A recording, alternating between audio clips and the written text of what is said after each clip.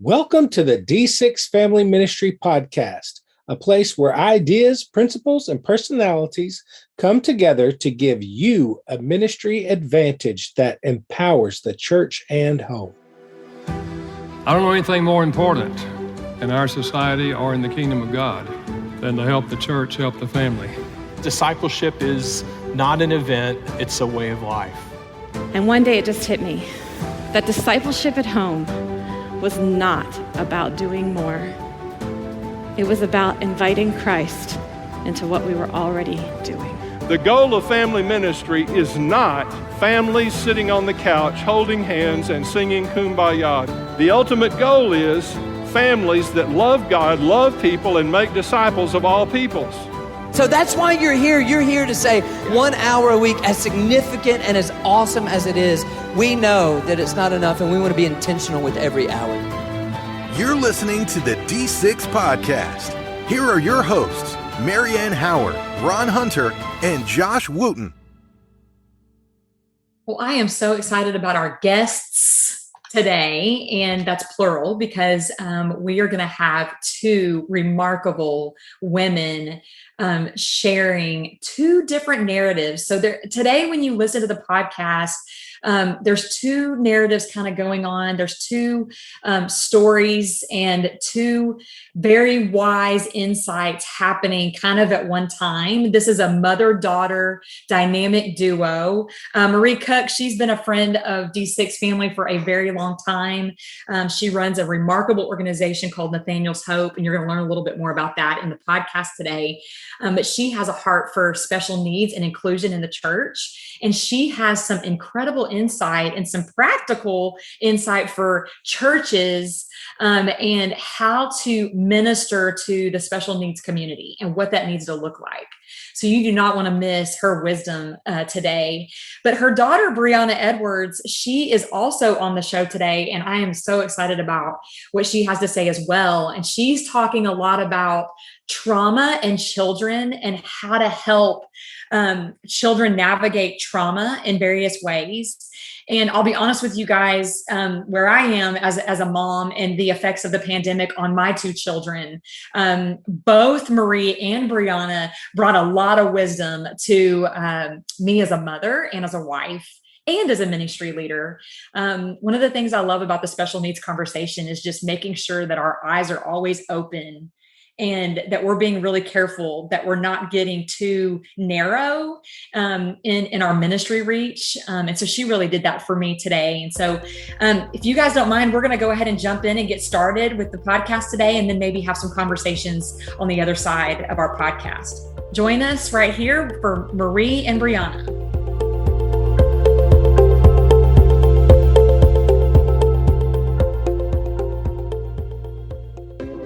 We all need a reset from time to time.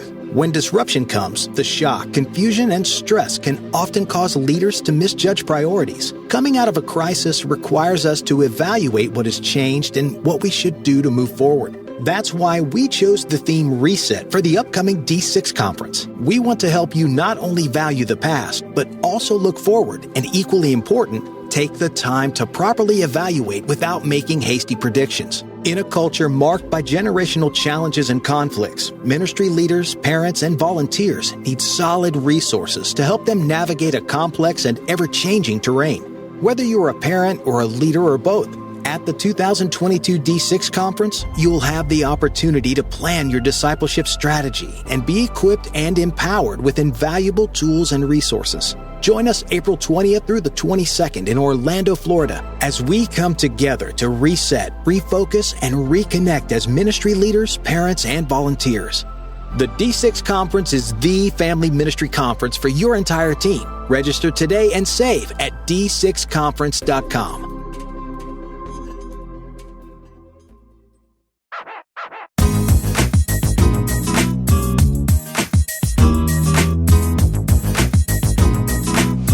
We are live from the D6 conference in Orlando, Florida. I am joined today by Miss Marie Kuck and Brianna Edwards. Marie is co-founder of Nathaniel's Hope, an international ministry dedicated to celebrating kids with special needs, or VIP kids, as she says, as well as educating and equipping churches to minister to VIP kids and their families. As a mom to a VIP in heaven and a former youth pastor, Marie is a passionate advocate who brings a unique perspective as she trains churches around the country to include VIP kids in their ministry. Marie and her husband Tim published their first book, Hope Lives, Nathaniel's inspiring story written to help you walk alongside VIP kids and their families. Brianna is Marie's daughter, and she currently works as a child therapist in private practice at Kimball Counseling Associates in Winter Park, Florida. Brianna helps Nathaniel's Hope train buddy break church partners on how to deal with the difficult behaviors of kids with emotional and behavioral special needs. Her personal experiences as a special needs sibling, as well as with loss and trauma, fuel her passion for helping kids from hard places, including those who have been fostered and adopted. Ladies, I am so excited to sit across from you and have this conversation today. Welcome. Thank you. Well, I read a little bit about this in your bio, but can you tell me a little bit about what led you to be so passionate about educating churches in this area in particular? Yeah. Well, initially, years ago when I was in youth ministry, to be honest, I wasn't very aware of the whole special needs community. It wasn't until God blessed our life with a little boy named Nathaniel that he completely rocked our world. He was born with multiple special needs and brought us into a community, to be honest, we didn't want to be a part of, but we had the joy and blessing and challenges of raising him for 4.5 years and fighting for his life for 4.5 years until he had a change of address and moved to heaven. And afterwards, we just felt like we were in this community that we just couldn't leave. We saw the need, we experienced it, I guess firsthand experienced it, and we knew that there had to be something that we needed to do to particularly focus and empower the church, because the church has such an opportunity to minister to this community. So that's how I kind of got into it personally. Yeah. How about you, Brianna? I mean, as a sibling, that had to encourage you to want to get into this, seeing this need in particular. Yeah, I think I didn't realize all the layers of trauma that we experienced, or I experienced as a kid, my sister and I, but certainly through his life and death, there was a lot of emotional difficulties, and a lot perhaps were buried. They manifested with a variety of mental health issues in my middle school and high school years, and through those experiences, gaining more self-awareness, I really developed a passion to want to help kids who were like me, whose parents maybe don't know how to help. My parents certainly didn't know that I needed as much help as I needed. And so to be a resource and know how to help kids from hard places, whatever that looks like. Yeah. So how do you think then the church does in this area? How do we serve? How well are we doing serving VIP kids and families? I think there's a pretty big void. I think churches want to do something, but they don't know what to do. It's going to be a very intimidating community to serve. I roll the tape back to when I was on full-time church ministry staff, and I mean, I didn't understand the needs that families had. So you have, when you're running your home ministry, it's very hard to sometimes be intentional to focus in, like, what are these needs? And I haven't been trained in this. I don't know what to do. Right. But I think through the course of having our son Nathaniel, we've learned that what the church can do is, first of all, be aware that this community is out there, to recognize that there's a community that only 10% of families impacted by disability even attend church. So it's a huge unreached mission field, in the United States alone. But these families are very much in isolation and not in community. And even during this pandemic, it's been made aware of that, where we've all been in isolation. This community, they've been in pandemic, they live in a state of pandemic. And so maybe through this, the church will begin to see that there's a greater need that has to be met within this community. Right. And we are getting to experience some of the challenges that they experience on a daily basis that we might not otherwise realize. Yes. Yeah. Brianna, how do you think the church does in encouraging counseling and therapy and recognizing trauma? How do you think we do in general? I think a lot of times it can be missed, especially we can use a lot of scripture to cover up some of our feelings and processing and minimize what's really going on. And so I think there's real opportunity to get new skills and equip specifically with, my specialty is with kids from trauma backgrounds. So how do we adapt our kids' programs to meet their needs, even if our ministries look unconventional? Like, how do we think outside the box to meet where they're at? Instead of, ministering to the kids that we want to have, we need to minister to the kids that we do have and meet their needs. But certainly, there's a need for us to do our own work in order to be able to help kids effectively also. Right. And scripture is obviously a balm for our soul, but that doesn't mean that there's not work outside of that needs to happen, right? Yes, exactly. Yeah. Exactly. So for those who aren't familiar with Nathaniel's Hope, tell us a little bit about the organization and how it can partner with the local church. Sure. So Nathaniel's Hope's mission is to celebrate kids with all types of special needs, disabilities, unique needs, which could vary from things that are visible to things that are hidden, things that could be emotional. But we call them our VIPs because we hate the term handicapped and disabled because they're kids first. And we're trying to educate and equip the community, but particularly the local church, to become aware that this community is out there, and then give them tools to try and resource them to make a difference. Awesome. Yeah. For that. So one of the greatest tools that we see, one of the greatest needs we see family have is a need for respite care, to get a break, Yeah. So when you have a child with just a lot of unique needs, it can be exhausting. I mean, you're in a place of isolation, you're out of community, and you're just going at it 24/7, every day, and you never can get a break. You can't call the girl down the street sometimes to help. And it doesn't just affect the child with disability, it doesn't just affect the mom or dad. There's a high divorce rate with parents, because of the difficult journey, the stress, but it also affects the siblings as well. It's like everybody is in need of something, and it's kind of like you're just kind of in survival mode, trying to hang on. Everybody's just trying to hang on each day and make it through, So the church can provide a respite, which is kind of like that cup of cold water in Jesus' name, to kind of wrap their arms around the family and just give them a little bit of a breath, a little bit of a break, but also focus some very intentional attention on these children that, could use some relationships, some outside relationships within their life. Yeah. So you're suggesting through Nathaniel's Hope that the church do training with volunteers to offer respite care for families who are in their local church. Is that right? Yeah. And so, a lot of times when you think about meeting the needs on Sunday morning, because everybody wants to, churches want to be equipped Sunday morning, but it's not easy to equip people for Sunday morning. There's not a quick, here's 3 things you can do to get equipped for Sunday morning. It's about relationships. So the great thing about a respite program, churches that do this once a month for 3 hours, is they're building relationships with the kids. They can chase that kid with autism for 3 hours and figure out, okay, how do I communicate with them? How do I get them to stop running? What are they trying to say to me? What are their trigger points that are upsetting them that I need to be aware of? So they kind of get hands-on experience for 3 hours, on a Saturday, and then they can take their skill set and the relationships that they've built with the kids and apply them on Sunday mornings to be a buddy that the kids can be integrated into an inclusive environment on Sunday morning. Yeah, I love that. Brianna, can you speak to, with your counseling and therapy background, what are the needs that these VIP kids and families have in that area typically? The issues that I typically see is so much. I have siblings, right, as special needs siblings as my clients, and those kids often feel an unintentional sense of neglect from their parents because all the attention is going to their special needs siblings. There can almost, I see too, be a need for attention in other ways.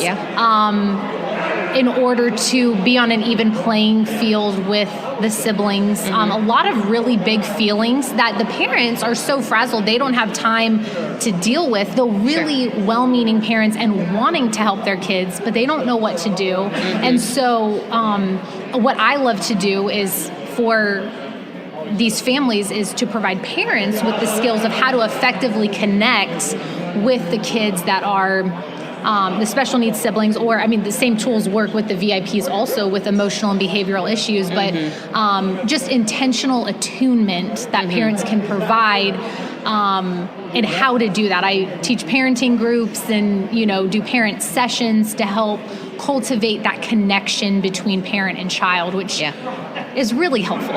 Yeah. I have 2 boys that have a disability. They're the younger 2, and I have 2 older ones. My 2 older boys feel a sense of protection over them, but they've also seen how therapies and appointments have taken me away from them. So is that what you're talking about? How do I walk through those conversations, in particular with those older 2, that these younger 2 need these things, and I'm not neglecting you here, but I'm trying to do what's best for them to set them up. Can you speak to that parent? Because I'm sitting right across from you. Yes, absolutely. I think scheduling intentional time, having rituals, as we call them, with those siblings to show that your time with them is just as important. It will take more intentionality, because obviously the physical needs of the child with special needs, they're pulling at you. So really setting time aside, whether that's mommy son dates or, things of that nature.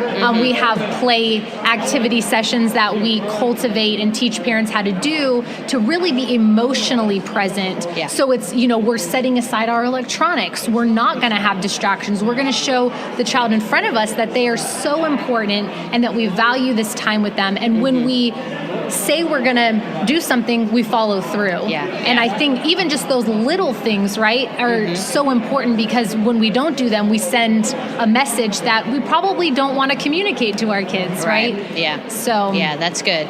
We are talking with Marie Kuck and Brianna Edwards. We're talking about VIP kids, how to include them. We're talking about counseling and the trauma that families go through. We're just talking with Brianna about how to help families process what's going on in their lives, how to help them be intentional with their kids, with their VIP kids, with their other kids. Also my boys, they kind of grieve what they know their brothers have lost. So there's that aspect too, and recognizing how important talking about that is and communicating about it is. It's an everyday part of our lives, and it is so exhausting sometimes as a parent. Marie, can you speak to that parent and encourage them? You've been that parent. You are that parent. I am that parent. There are so many parents listening, literally leaning into this conversation. How can you encourage them today? When you're talking about all the needs, it doesn't seem like there's ever enough to go around, So when you have a child that has a lot of unique needs, or multiple children that have unique needs like that, it's very hard for that not to take priority, It's hard not for a parent to feel guilty, because then you have the marital relationship that goes kind of missing as well. There's elements that go missing in that. And then you even have the parent who doesn't have time to take care of themselves. They're on burnout, like they're exhausted, they're on burnout. So very much it's a balancing act, So I first want to tell, I always tell VIP moms, you're my hero, because it takes a lot to balance everything, and it's very hard to maintain perfection or to find perfection in that, but you have... For any mom. But I think especially when you have a child with a disability, because you realize the lacking that's there. There isn't enough to go around, And so I, first of all, want to say to those moms, just you're doing a great job, I think the word intentionality that Brianna mentioned, being intentional, the problem is you need people around you to support you, and this is where the church can come in. What the church can do, helping families practically, because sometimes even doing those chores that have to be done, there's not enough time to get that done and to spend time with your loved ones in your life. All these things that have to be done. So I think if going back to your question before, even about churches, what churches can do is to practically help, or what anybody can do is to practically help meet the needs so the families can be an intact family together, Yeah. It's very complicated, but, for the moms out there, I'd say, just don't give up, but you have to find time for yourself as well, and find time to try and nurture your relationship with your husband, so all those things pull at you. That's why respite is so good when churches can provide respite, and also that could be a time where the parents can take their sibling out one-on-one, or maybe it's a time just that mom can refresh herself so that she can be a better parent, to siblings and to the VIP like that. I love that. So we love for our listeners to be able to have next steps. Where do I go from here? The church leader who says, we absolutely need to make sure we're doing these things. That parent that says, oh man, I'm desperate for this. How can parents approach church leaders, and what do they approach them with to say, okay, we need to implement this. I'm literally desperate for it.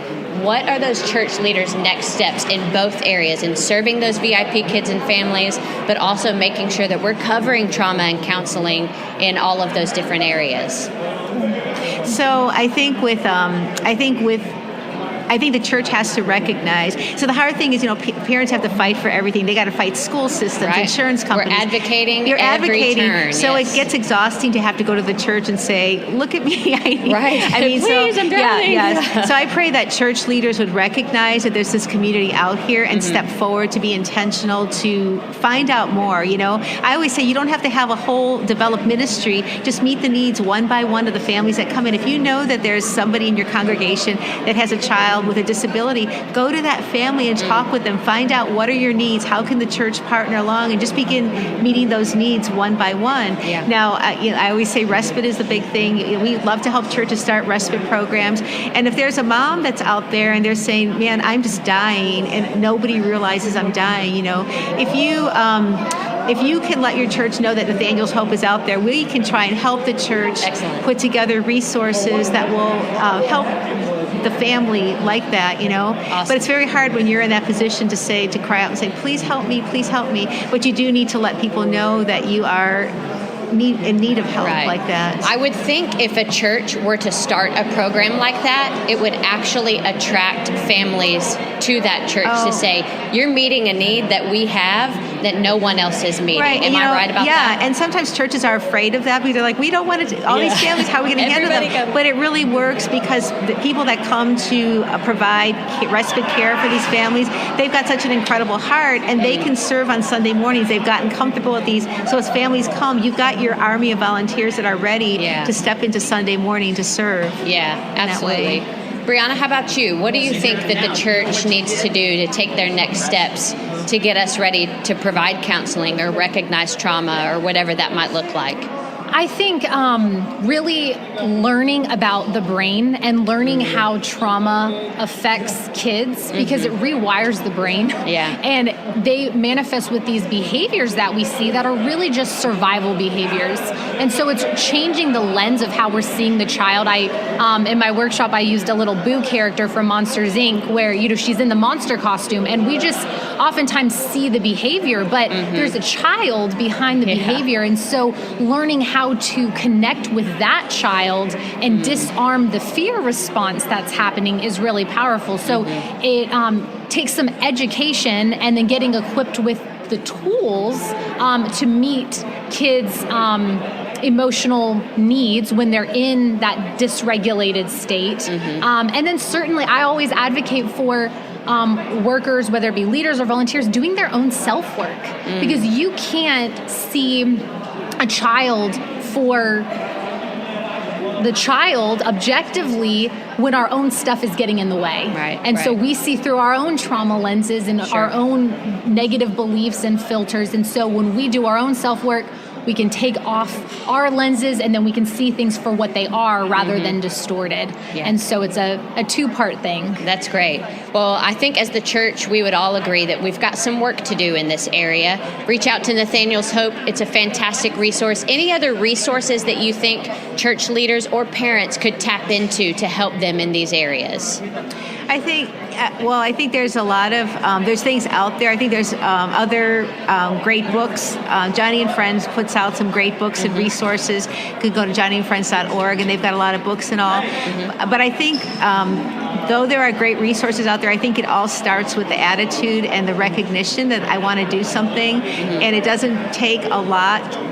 It takes that awareness to, first of all, just recognize that there is a need and there's something I can do to meet that need. I can be Jesus with skin on to these families. And then, I always say love never fails. If you can just begin loving, don't get caught up in all the self-help stuff and everything like that, but just begin to love, reach out in love and begin to just walk the journey with the families and the children that are being impacted. Yeah.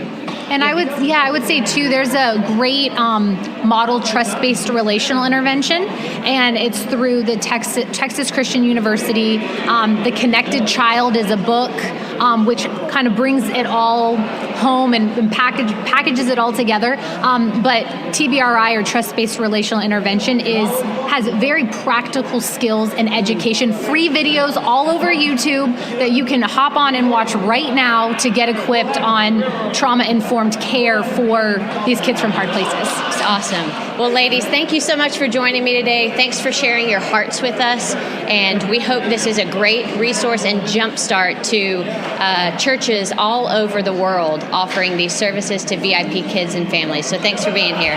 Thank you.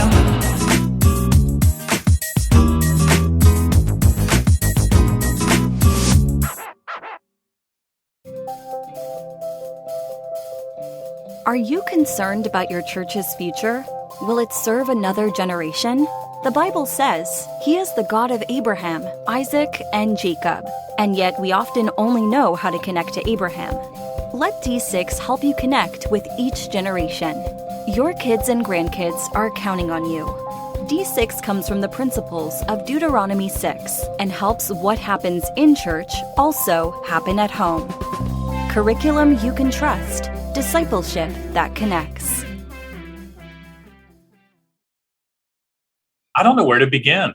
I mean, you set it up so well on the other side of this, Marianne, 2 conversations. And in the D6 conference world, we were talking offset that there are 3 people who have been introducing these conversations for a while.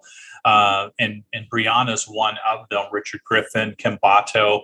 I think this is a constant reminder we have to pay attention to these discussions. What stood out the most to each of you? What really jumped out at me is the need for care for parents and siblings, and not just to the person in the home with special needs, that there are others, that it affects the entire family, and providing that care and that place for them is so important. And another thing that really jumped out, we're going to start using this in our church. We recently launched into several different programs to try to attempt to reach and minister to those with families with those with special needs, and having our own, what we call embrace service on Sunday afternoons. It's a little more low key, not quite as structured, an environment designed for them. But what I've learned is the community of parents that come around, and how they just love having that place where they can go to know that, hey, I'm not alone in this. There are others. And I think that's important, to build the community around those that actually need the more intensive care. Brianna used some language that I have never heard before. And man, I'm chewing on it. So I'm just telling you, it's not one of those things where you hear it and it just lands in your head. I'm really trying to let some of the things that she said land into my heart. She said intentional attunement between parent and child. I don't know if you guys heard her say that, but she said intentional attunement. And I love that. I love the thought of that. We talk a lot about intentionality, but I love the attunement piece, that takes it a step further, that it's not even just intentionality anymore, because intentionality could have a lot of broad definitions, but she's talking about attunement when we're navigating children of trauma, and all of our children have been traumatized through COVID, okay, in some form or fashion. Change is a form of trauma for children. And I love that she used that language, that we've got to be attuned between hearts, and intentionally that way. So I love that she took it to that place. She talked about right underneath that having rituals, that you're scheduling dates, you're scheduling time, you're scheduling conversation, that you're scheduling rituals. They need routine, they need rhythm, and us being intentionally attuned really does require making a date, just like a date night when you're dating your wife or, whatever. You're intentional about that. You schedule and you spend time intentionally leaning into your child in that way. And the last thing she said that I loved, and I'll wrap up on this part, but because I could go on forever, but having emotional presence. Put your device down is what she said. And she crunched right over my big toe. Put your device down. The only way we can have intentional attunement is if we are not shaking our head yes and no while we look at our screen. Yes, as my children like to say, listen to me with your eyes, Daddy. That's right. That's right. That's so good. Both of those. There's something that's working in the background here that you can hear in the passion and the reminders of their expertise and their insight, is that you can be a church who cares about changing your congregation to be more inclusive. And I know we hear that word inclusive and we tend to think it's politically charged, but I'm going to tell you, Jesus Christ was one of the most inclusive inviters that we know of in all of history. And our churches often create a culture, and let's go back and talk about this over several different podcasts. Michaela White talked about whether we be inclusive of parents with small children. Others have talked about whether it be inclusive of people of different ethnicities. Now we're talking about of their capacities and or abilities to deal with special needs. If you're not intentional in how you're able to accept, welcoming, inviting, and creating that safe space and place, then your church is not going to want to give off that aura of, hey, we're the place you should come. And you're creating a culture that says, sorry, you're not welcomed here, without ever saying it out loud. So I would just challenge you in some of these areas to think through, and I get it. It scares me, if I'm really honest with you, to think this might not be in my expertise. But I'm telling you that God has probably put people within your ministry, within your church, who could rise up and become that spear, that tip of the spear to lead that, and they do have the expertise. And they could learn over time. And you could set a goal that says, in 2 years, I want our church to be right there, ready to do this type of ministry. Might not be next week. That might be jumping in too fast. But be strategic about it. Be analytical about it. And reach out to the resources that ministries like Nathaniel's Hope and others provide. That will be your best friend as you walk forward in this. As we look forward to next week, we're going to have Gabe Norris, who's going to be with us from Connect Ministries. And we're going to hear from him. And until then, I'm going to ask you to look for those intentional moments, to think about the impact the trauma of COVID has had upon our kiddos. And then I want you to think about other areas of trauma, like we've heard from Brianna today, from the needs that parents and siblings have of special needs, like Marie has challenged us with. And let's begin praying about what God would have your church do to respond to this area of ministry. Till then, we're praying for you, praying for connecting moments with your family. You've been listening to the D6 Podcast. You can learn more about D6 at d6family.com.